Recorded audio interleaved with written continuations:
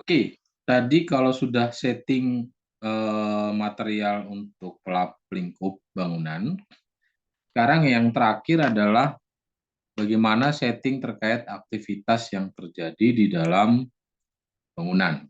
Nah, untuk itu, pertama yang harus kita lakukan adalah kita ke layer ya, kita klik layer. Nah, di sini kita lihat, ada 3 layer, ada outside, segala sesuatu yang di luar bangunan, shading, bangunan tetangga, pohon di luar itu kita masukin di outside.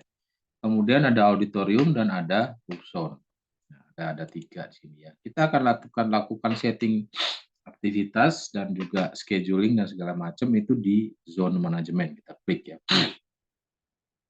Kita klik. Nah, akan muncul window seperti ini. Yang pertama kita akan ke auditorium dulu. Yang pertama untuk bisa dikalkulasi pastikan namanya di sini ya yang huruf T ini nyala ya. Jangan seperti yang outside, ini outside-nya T terus ditanda palang gitu ya, seperti tidak boleh parkir, dilarang parkir gitulah. Nah, ini pastikan T-nya ini nyala yang di auditorium karena kita mau setting. Kita pilih auditorium, kita setting. Yang pertama kayak general setting dulu. Nah, ini ya, yang pasti kita mau yang high precision dong, kita nggak mau yang low gitu ya. High precision. Kemudian yang kedua kita turun ke bawah lagi. Nah, operation time.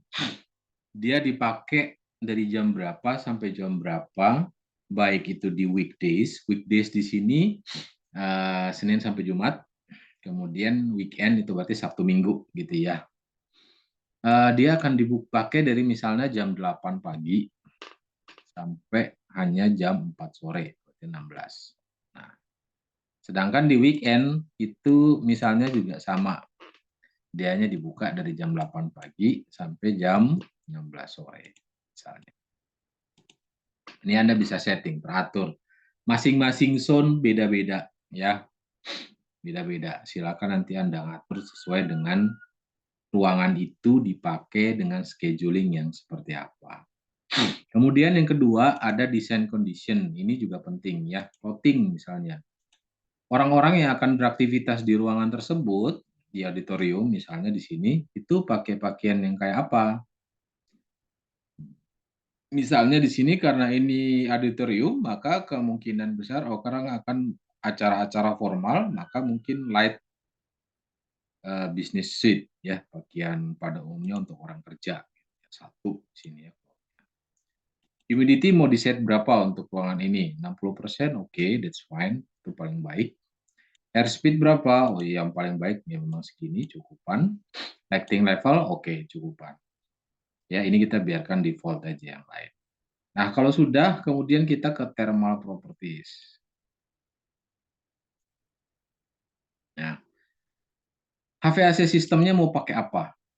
Mau pakai natural, mixed mode, full air conditioning, heating, atau cooling. Ya, kita pakai yang full air conditioning saja. Nah, kemudian yang kedua efisiensi. Efisiensi ini menunjukkan tingkat kebocoran. Jadi misalnya kalau 95%, berarti 5%-nya akan bocor. Bocornya lewat mana? Misalnya dari celah pintu, celah jendela, begitu ya. Atau bahkan mungkin kalau pintunya dibuka terus, maka efisiensinya bukan 95%, tapi mungkin efisiensinya hanya sekitar 70% atau 75 atau bahkan hanya 60% ya. Jadi semakin besar tingkat kebocoran AC, maka efisiensinya semakin rendah. Ini kita pakai default dulu saja ya. Kemudian termostat. Termostat ini artinya apa? Lower band dan upper band. Artinya yang lower band ketika suhu di ruangan mencapai 18 derajat Celcius, maka sistem AVAC akan otomatis melakukan yang namanya heating, memanaskan ruangan. Kemudian kalau upper band artinya ketika suhu ruangannya itu lebih dari 26 derajat, maka otomatis sistem AVAC-nya akan melakukan cooling, mendinginkan ruangan. Gitu ya. Ini kita pakai defaultnya saja. Okupansi. Nah, ada berapa orang yang ada di dalam ruangan itu? Teman-teman bisa pakai ini ya, misalnya office, defaultnya office bisa, restoran bisa, departemen shop, dan sebagainya. Atau misalnya memang sudah ada kapasitas tertentunya, bahwa ini untuk 250 orang misalnya. 250. Ya. Kemudian ini juga bisa aktivitasnya apa? Apakah hanya duduk dengar orang bicara? Ya ini ya, apakah reading, typing, clerical, cooking, dan seterusnya.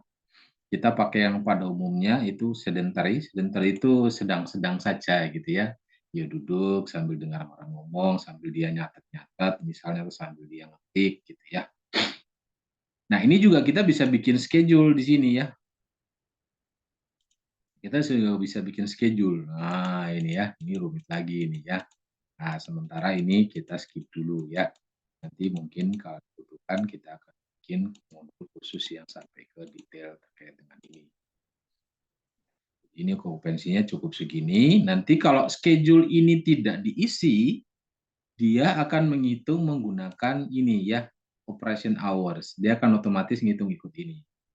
Berarti dia akan ngitung bahwa dari jam 8 sampai jam 4 itu akan ada 250 orang yang pakai ruangan itu dengan aktivitas sedentary. Gitu ya. Nah, cara bacanya seperti itu. Kemudian ada internal gain, ada sensible gain, ada latent gain. Sensible gain itu panas yang dihasilkan di dalam ruangan dari gampangnya itu dari peralatan gitu ya. Ya, dari peralatan. Ini kalau dia gitu ya. Values for both lighting and small power loads per unit floor area. Jadi per meter persegi itu berapa watt sensible gain-nya. Ini kita pakai default aja 5, artinya per meter persegi ada 5 watt panas secara sensibel. Ini juga Anda bisa setting juga schedule-nya ya. Jadi misalnya dia hanya dipakai ruangan tersebut sensibel gain-nya itu hanya muncul ketika jam sekian, jam sekian, jam sekian. Latent gain ini adalah panas yang muncul dari penguapan. Ya, dari kalau orang bernapas dan seterusnya. Kita pakai default saja ya. Infiltration rate, air change rate, ACH-nya. ACH-nya berapa ruangan ini? Nah, ACH ini akan dipakai kalau misalnya Anda pakai sistem HVAC yang ada ducting-nya, ada udara segarnya, itu baru ACH-nya dimasukkan. Tapi kalau misalnya sistem HVAC-nya adalah single split atau multi split yang hanya pipa freon saja misalnya, maka air change rate akan sangat rendah, yaitu sekian, 0,5 saja. 0,5 ini diasumsikan dari kebocoran-kebocoran dari pintu, jendela, dan sebagainya. Gitu ya, jadi kita pakai default saja. Wind sensitivity ini juga sama ya. Ini tergantung dari air change rate juga. Kita pakai default dulu saja ya untuk keduanya. Oke. Kalau sudah, kemudian kita pindah ke sebelahnya, SBEM details. Nah, ini saya jarang pakai ya. Ini dia tulisin, this is only required for compliance with UK building regulation. Ya, jadi kalau kita nggak pakai. Yang terakhir paling kanan itu information. Nah, karena kita belum menghitung, maka belum muncul total areanya berapa, floor areanya berapa, volumenya berapa, gitu ya, belum muncul ya. Kalau mau memunculkan itu, maka calculate zone values. Zone volume, kita klik ini ya. Klik, nah ini. Tadi kan auditorium ya. Nah, udah muncul ya. Total floor area sekian, volumenya sekian, itu sudah muncul ya. Oke, kita cek ulang ya. Nah, ini karena tadi kita belum klik lagi di sini, maka settingannya hilang.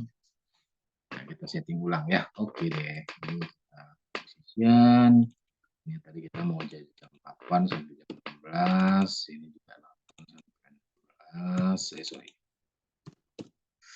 Lighting oke, humidity, airspeed, lighting level oke. Thermal tadi kita mau pakai full air conditioning 95, 1826, people-nya 250. Sedentary ini oke. Kalau sudah selesai setting ini, jangan langsung keluar, tapi klik dulu tulisan layer auditoriumnya. Klik. Atau di bawah sini nanti ada apply change. Ya, Anda klik sini. Ini artinya apa? Settingnya sudah berlaku untuk zone tersebut. Ya. Sekarang kita pindah roof zone. Nah, ya, kita ke general. Kita juga mau high precision. Roof zone pasti 24 jam ya. Ya, oke ya, dia akan aktif terus 24 jam. Heating dan sebagainya ini oke. Thermal properties. Nah, kan ini roof, makanya nggak ada AC HVAC, jadi kita pilih non ya.